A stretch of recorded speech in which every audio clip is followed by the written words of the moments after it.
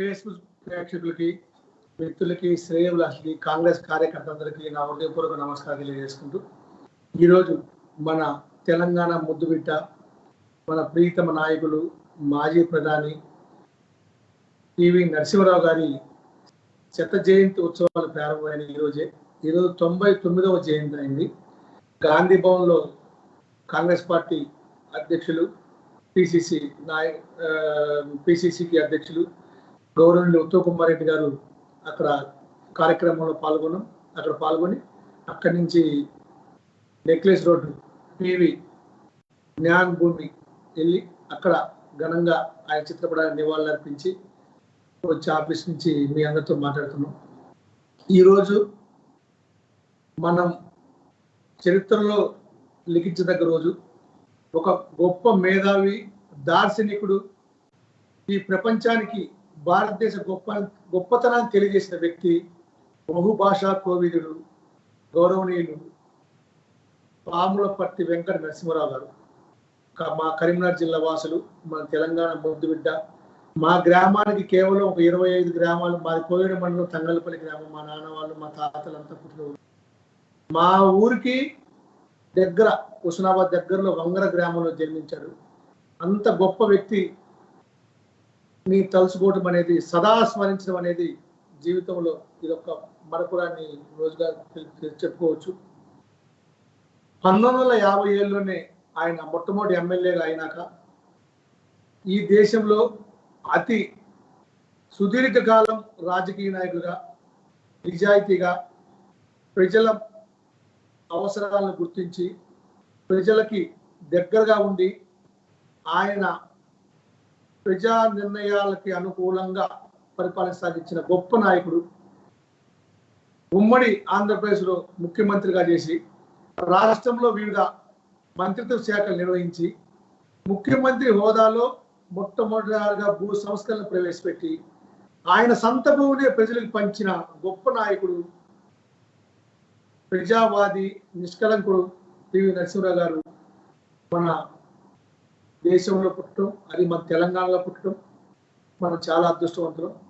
ఆయన భారతదేశ 9వ ప్రధానిగా పనిచేశారు.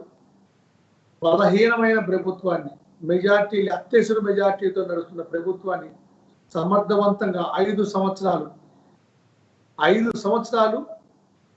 సమర్థవంతంగా నడిపించిన మేధావి. మరో మేధావి పివి నరసింహారావు గారు మన్మోహన్ సింగ్ అనే ఒక మేధావిని భారతదేశానికి పరిచయం చేసిన వ్యక్తి. మన్మోహన్ సింగ్ గారు రాజకీయాలు తీసుకొచ్చిన వ్యక్తి.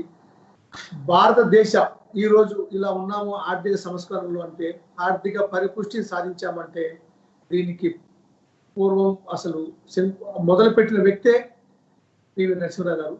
పివి నరసింహారావు గారు ప్రధానమంత్రిగా పగ్గాలు చేపట్టినప్పుడు ఎలాంటి ఆర్థిక సంక్షోభంలో దేశం ఎదుర్కొంటుందో మనమంతా చూశాము.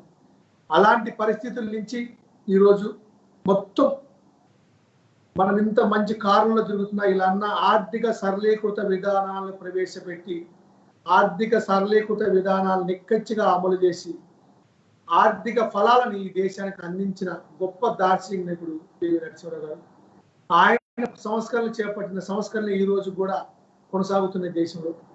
భారతదేశం ప్రపంచంలో 5వ ఆర్థిక దేశంగా ఉంది అంటే పివి నరసింహారావు గారి కారణం.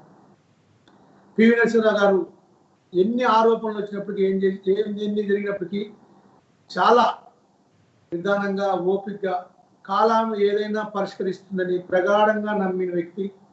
ప్రజలకి సేవ చేయాలని, నేను చేసే తప్పు కాదని ఆయన యొక్క నిబద్ధత, ఆయన ఏ సిద్ధాంతాలకు కట్టుబడి పనిచేసిన వ్యక్తి, మన కళ్ళ ముందు చూసిన వ్యక్తి. అలాంటి వ్యక్తి మన తెలంగాణ బిడ్డగా ఇక్కడ ఉంటాం, మన దక్షిణ భారతదేశ తొలి ప్రధానమంత్రిగా చేపట్టడం చాలా గర్వకారణం. ఆయనకి సదా స్మరించుకుంటూ ఆయనకి మరొక్కసారి ఆయన జన్మదిన శుభాకాంక్షలు చేస్తూ ఆయనకి ఘనమైన నివాళులు అర్పిస్తుంది కాంగ్రెస్ పార్టీ అధికార ప్రతినిధి సత్యం శ్రీరంగం గారు. ఈరోజు అలాంటి వ్యక్తి పనిచేసిన పార్టీలో పనిచేస్తూ, అలాంటి వ్యక్తి చేసిన రాజకీయాలు ఈ ప్రజల్లో ఇప్పుడున్న సమకాలీన పరిస్థితుల్లో పివి నరసింహారావు గారి రాజకీయ చాతుర్యం, రాజకీయ నిబద్ధత, ప్రజా సమస్యల మీద ఉన్న పటిష్టమైన వ్యూహం, పటిష్టమైన కార్యాచరణ ప్రణాళిక, ఇవన్నీ కూడా మా అందరికీ ఆదర్శనీయం.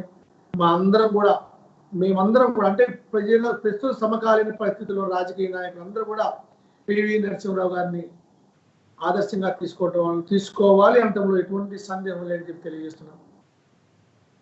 17 భాషల్లో కోవిదుడు మనం తెలిసాము.